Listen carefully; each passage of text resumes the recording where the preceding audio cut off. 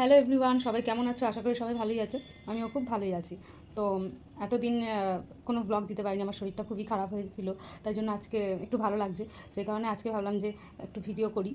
তো ব্লগটা স্টার্ট করছি এখান থেকে।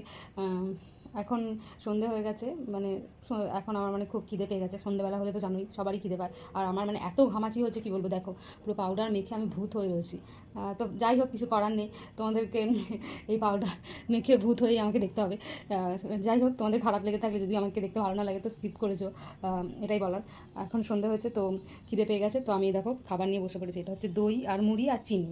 কে এরকম টক দই দিয়ে চিনি দিয়ে মুড়ি মেখে খাও আমাকে জানাবে, ঠিক আছে? কারা কারা খাও। তো চলো এখন ব্যালকনিতে বসি, ব্যালকনিতে বসে একটু মুড়ি খাবো, কারণ ঘরের ভিতরে খুব গরম লাগছে। দুটো ফ্যান চালিয়েও শান্তি নেই, তাও গরম লাগছে। এবারে মনে হচ্ছে এসি কিনতেই হবে, নাহলে আর থাকা যাচ্ছে না, এত মানে তাপমাত্রা। তো বন্ধুরা, এই দেখো ব্যালকনিতে চলে এসেছি, এখন মুড়ি খাবো। খেয়ে তোমাদেরকে বলছি যে কেমন লাগছে মুভিটা।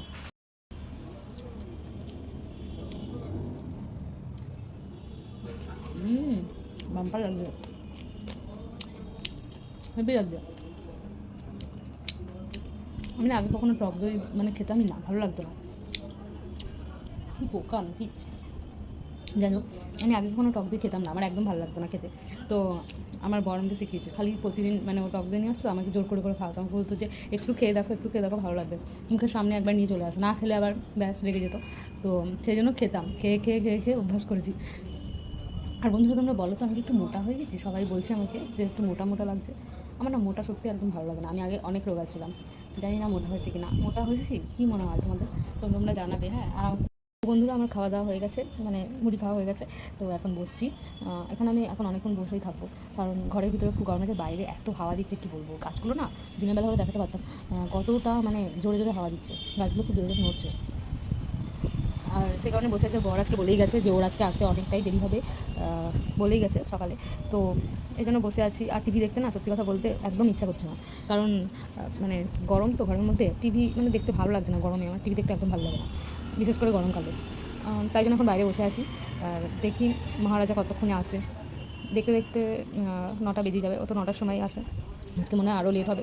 তো আজকে গরমে আমি রাত্রেবেলাতে আর কিছু রান্না করিনি, ভাতটা বসানো বাকি আছে, শুধু ভাতটা বসাবো। মানে জল ঢেলে খাবে, জল ঢালা ভাত খাবে, ও বলেই গেছে।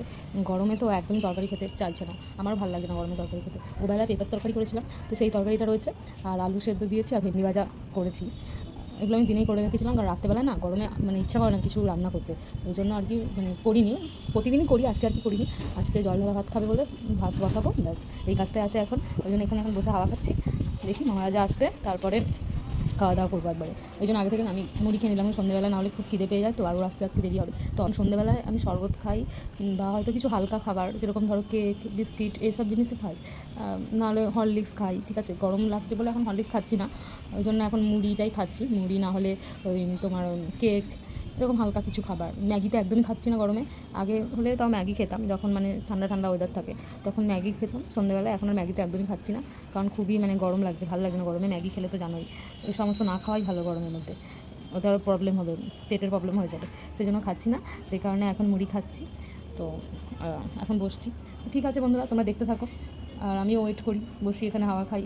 কী আর করবো, ও কখন আসে দেখি, তারপরে আবার তোমাদের সাথে কথা হচ্ছে। আর হ্যাঁ, আর একটা কথা, এরপর থেকে আমি চেষ্টা করবো ডেইলি ব্লগ দেওয়ার, কারণ এতদিন আমার মানে শরীরটা খুব খারাপ ছিল, তোমাদেরকে তো বললামই ফার্স্টেই, ঠিক আছে? ওই শ্বশুরবাড়ি থেকে আসার পরে একটু শরীরটা খারাপ হয়েছিল গরমের কারণে, সে কারণে কোনো ব্লগ দিতে পারিনি, মানে ভিডিও করতেই পারিনি কোনো, আর ভিডিও এডিট করা তো দূরের কথা। তো আজকে শরীরটা একটু ভালো লাগছে, এরপর থেকে চেষ্টা করবো তোমাদের সাথে আবার সব কিছু শেয়ার করার, আবার ডেইলি ব্লগ দেওয়ার, ঠিক আছে? তো দেখতে হবে। হ্যালো বন্ধুরা, আমি ভেবেছিলাম আজকে রান্না করবো না, তো সেই আমাকে রান্না করতেই হচ্ছে, কারণ বর আলু সেদ্ধ জল ঢালা আর কি, জল ঢালা ভাত খাবেই না, ঠিক আছে? তো সেই কারণে চিকেন কিনে নিয়ে চলে এসছে, ব্যাস এখন রান্না করতে হচ্ছে। তো দেখো বন্ধুরা, চিকেনটা ম্যারিনেট করে রেখে দিয়েছি, মশলা পেস্ট করে নিয়েছি, আর এই যে আলু সেদ্ধ দিয়ে জল ঢালা ভাত খাওয়া বলে সেদ্ধ আলুগুলো রয়েছে, এগুলোকেই কাজে লাগিয়ে দেবো। আমি এখানে টমেটো কেটে রেখেছি, আর পেঁয়াজ ভাজা চলছে এখন।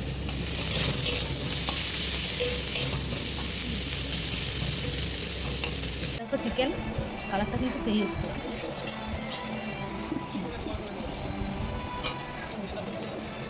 ভেন্ডি ভাজা আর কি ওবেলা করেছিলাম, পেটের তরকারি নিয়ে বসে পড়েছি। এখন স্যালাড কাটা ব্যস্ত, মানে স্যালাড সেরকম কিছু না, অনেক রাত হয়ে গেছে, ওই পেঁয়াজ আর লেবুটা কাটছে। তাকাও, মাংস রান্না হয়ে গেছে, ম্যাডাম এখন খেতে বসছে। এটা তোমার, তুমি না। আচ্ছা, না এখন রাত্রিও অনেক হয়ে গেছে, 10:30 প্রায়। হ্যাঁ। ঠিক আছে, চলো আমরা খেয়ে নিই। আর ঠিক আছে। কারণ আমার শরীরটা ভালো ছিল না, সেই কারণে ব্লগ দিতে পারিনি গরমের কারণে। এমনিতে খুব গরম পড়েছে, সবাই সাবধানে থেকো। ঠিক আছে, সাবধানে খাওয়া দাওয়া করো। ওকে বন্ধুরা, আমরা খেয়ে নিই তাহলে। গুড নাইট, আবার পরে দেখা হবে নেক্সট কোনো ভিডিওতে। রাখছি। ভিডিওটা ভালো লাগলে সবাই মিলে লাইক করবে আর চ্যানেলটাকে সাবস্ক্রাইব করে নেবে।